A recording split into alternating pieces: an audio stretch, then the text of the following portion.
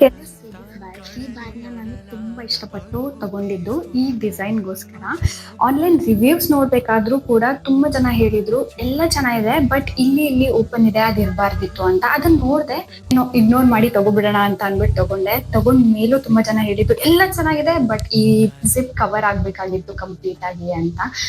But one fine day ನಮ್ಮ ಅಮ್ಮ ಇದನ್ನ ನೋಡಿದ್ರು, ಬ್ಯಾಗ್ ತುಂಬ ಇಷ್ಟಪಟ್ಟರು, ಕ್ವಾಲಿಟಿ ಚೆನ್ನಾಗಿದೆ ಅಂತೆಲ್ಲ.